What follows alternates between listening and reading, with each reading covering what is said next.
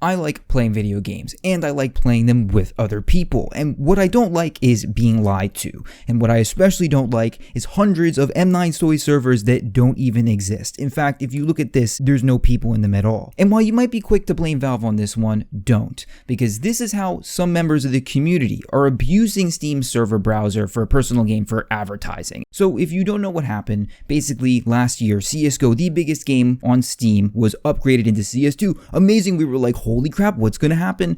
But there was some uncertainty. Were they going to cut certain features? Were they going to add sex?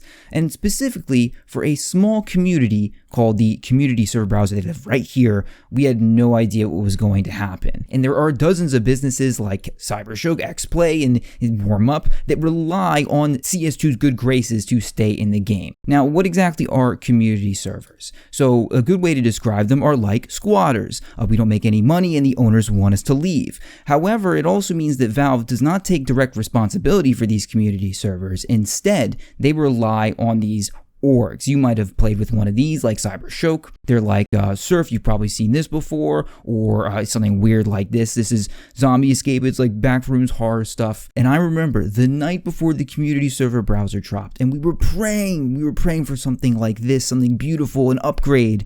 And instead, we got this. Okay, not the worst thing in the world. It's just not that much of an upgrade. And in fact, you can access this same server browser for yourself through the Steam browser. But then people realized something was very, very wrong. People immediately pointed out the community server browser was full of fakes. You can see, like, they're not even hiding it. It just says mirrors. These are all the same server, pointing back to the same real server in CS2. But it turns out this isn't where the story starts. In fact, this has been going on for a really long time. Here's another post from a year ago that essentially says the same thing. And even 3 years ago, the server browser was filled with a different set of fakes. And in fact, the comments claim that this has been going on since 2006. The problem has gone so severe that somebody made an official GitHub. This is Valve's actual GitHub, and they made an issue number 2689. Not saying this for no reason, not for a nerd reason, because in 2022, somebody filled the entire server browser with the link to this GitHub page, issue number 2689. Hilarious. So at this point, I am relatively sure Valve knows about the problem, but they might not be able to solve it, or it might involve taking away powers that servers actually need. And it turns out that CS2 is not the only game with this problem, which you probably know. Counter-Strike Source had this problem with its own issue. TF2 definitely has fake servers. But to be fair, none of them are quite as bad as CS2. So clearly, things are messed up. But you might be wondering, what is the point? Do these even link back to a real server? Why ruin the server browser like this? Well, let's start with the why. Obviously, this is extra advertising. It's really hard to miss your server when there are like 100 copies of it. And by the way, please don't go and bother any of these servers. The absolute best thing that could happen is Valve just prevents anybody from doing this. Because right now, any server that doesn't do it is like losing in the advertising game. And all these servers are just trying to survive. But what happens when we actually try to join one of these? Ooh, let's take a look. Let's say I want to join one of these M9 Snowy servers. I'm going to click connect. What? What the hell? Does it even connect? The server is full. It doesn't have any players in it. All right, let's try another one. This wasn't even doing this yesterday. Now it thinks it's full.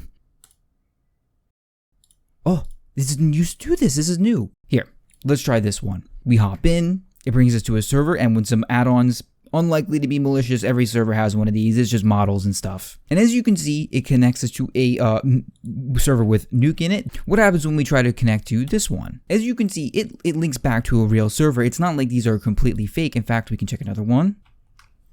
That's a legit server. It's not totally fake. But the point is, this entire barrage of servers that look like they're individual ones are all actually the same server. It's just a giant funnel for everybody to fall into. So how does this all work? How do these servers actually do this? First of all, I'm not going to pretend I understand it. I am not a server owner or a server manager. There are very few people in the world who really understand how this stuff functions. I'm going to do my best to explain it to you using the most powerful tool I have in my arsenal, Paint.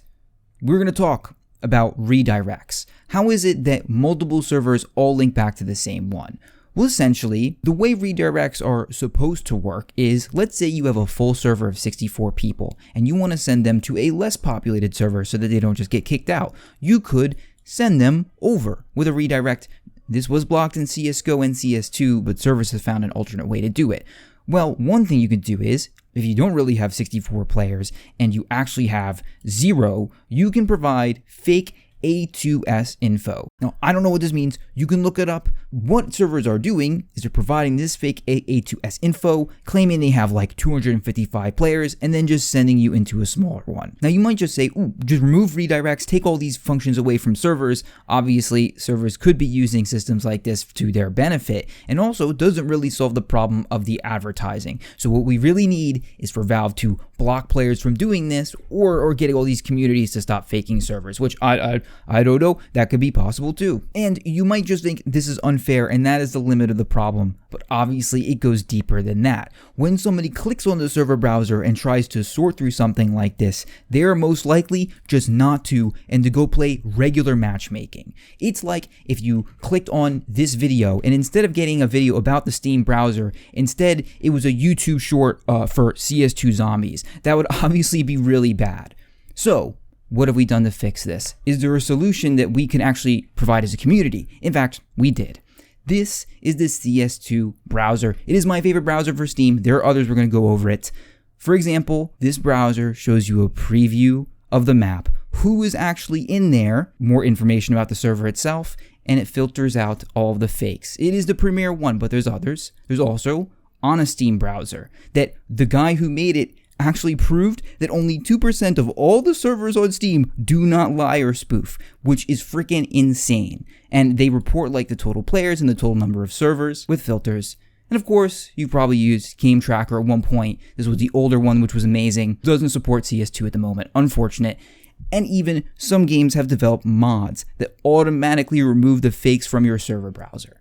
This is a known problem. It's been going on for a very long time. Here is the bottom line. This is Repster from the future, different hat, as you can see. I talked to some people. Apparently, it would be possible for Valve to fix this problem. It would take some new systems, have to be implemented, like some way to verify players and servers. That would take a lot of work, but it could be done. And maybe they've already got something in the works. They haven't solved the problems with the cheaters either, and the summer is coming, so maybe they'll be fixing it soon.